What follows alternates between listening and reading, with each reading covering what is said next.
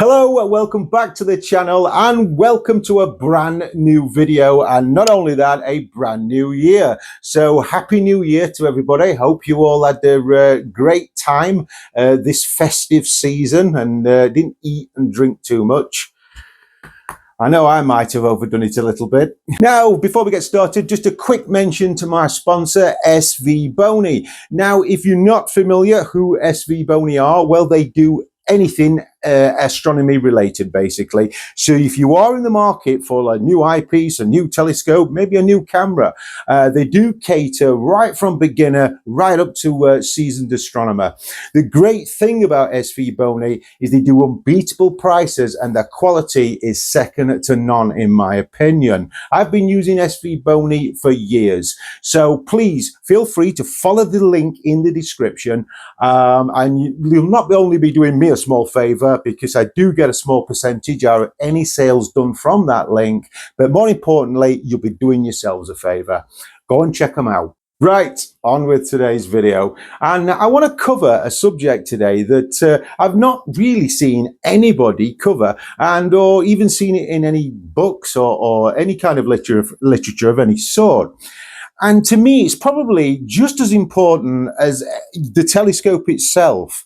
And it's a simple key thing that's going to dramatically improve your overall experience with your telescope under the night sky. See if you can see what's wrong with this little demonstration we're about to do. Say the telescope's pointing at Jupiter, for instance, and you come along and you say to a friend or family, hey, look, there's Jupiter. They go like this. Oh yeah, that's really nice, isn't it? Now, there were two things I did wrong there. The main one was the amount of time I actually spent at the eyepiece. And this may be a bit of a surprise to you, but the average time somebody spends at the eyepiece is round about 3 seconds before this primal ancient instinct kicks in.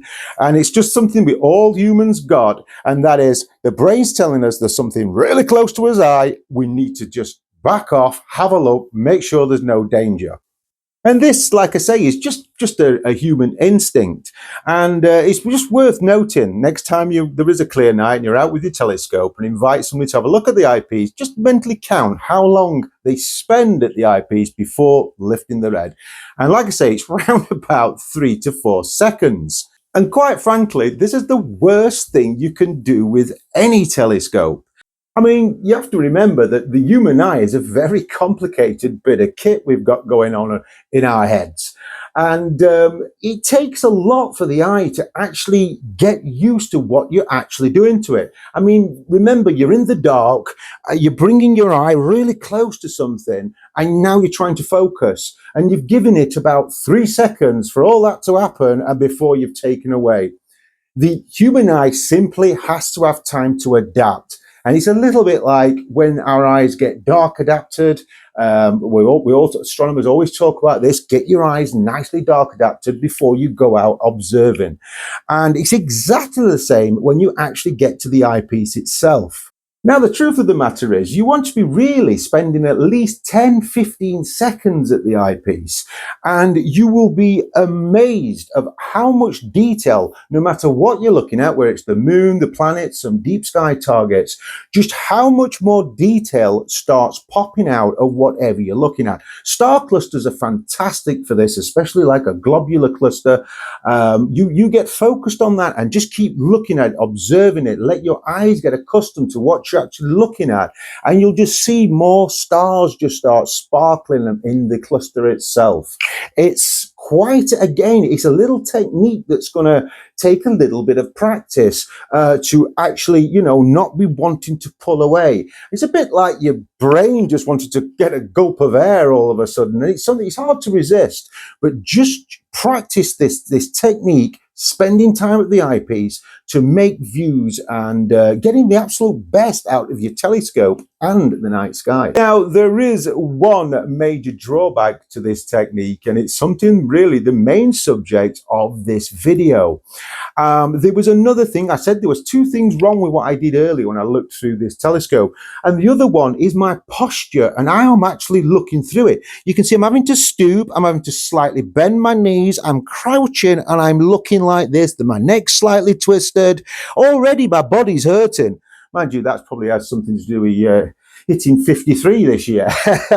But you see where I'm coming from. This is no good. Nobody's going to spend any time at the telescope when you're twisted and all your neck's twisted, your back starts hurting, your legs start hurting, your body starts vibrating, making this urge to move away from the eyepiece even greater. So this is where your tripod and how you set your telescopes up, it comes into place, and it's so important that you do have it at the correct height.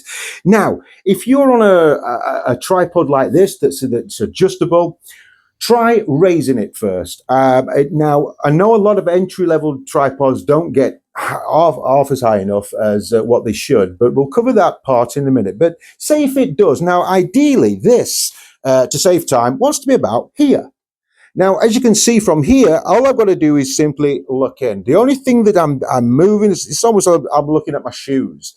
You know, there's no effort into looking at the eyepiece. Now, let's say your telescope won't raise up anymore.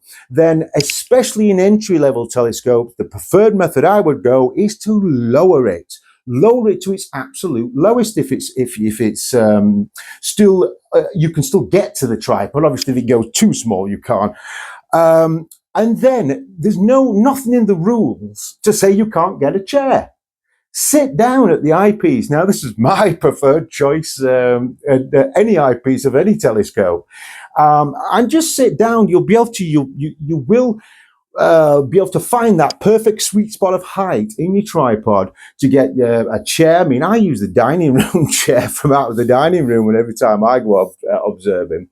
And this method is especially useful for Dobsonian telescopes, the ground-mounted Dobsonians, not the tabletop ones, but the ground-mounted Dobsonians are perfect sitting-down telescopes. The other thing to bear in mind as well, especially if you're using a refractor type telescope like this one, and it has a diagonal in it. Now, these diagonals that take the eyepiece are just basically there to make it easier and more comfortable when looking through the telescope.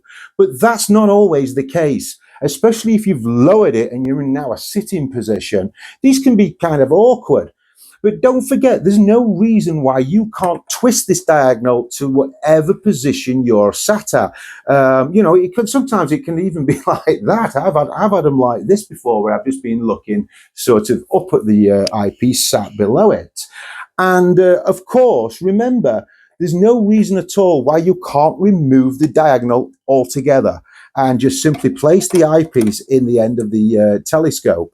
Remember, these are not, you know, your telescope will still work without one of these. These are just purely to make it easier when viewing through refracting telescopes. But like I say, in a sitting position, you know, you can be just about, your head could be just about here. That is perfect. The other thing to bear in mind, though, when you do it this method, you will have to take your focuser out a lot more than what you did when it had this, because this is obviously going to affect the focal length of the telescope, or or your distance of where your focuser goes. So you will have to rack it out quite a lot to get focus. And in rare occasions, your telescope may not actually achieve focus because the focusing won't come too far back. But it's just an option out there for you to think about for just getting comfortable at the eyepiece. So the main point here, folks, is comfort is the key to getting better overall views from your telescope, an overall experience under the night sky. I mean, think about it. You've probably waited weeks and weeks and weeks for it just get a clear night. There's no point in rushing things and being like this, all twisted and awkward. If you are feeling that that's what's happening, change it straight away. Just take that couple of minutes to alter the tripod, go and grab yourself a chair, whatever it may be. But it's so important. And like I say, nobody ever seems to cover this side of actually using a telescope. In the long run, it's going to be better for your health. And you, like I say, you're going to just enjoy the overall experience so much more if you're comfortable. So there you go, folks. I hope that's given you a little bit more food for thought the next time you go and use your telescope under the night sky. Well, that's it for another video, folks, and that's it for the first one of a new year. Many more to come, don't worry. Thank you so much for watching, if you have watched this far, and of course, thank you to my sponsor, svbony. Don't forget, check that link out in the description. In the meantime, folks, go and enjoy the night sky, and I will see you very soon. Bye for now.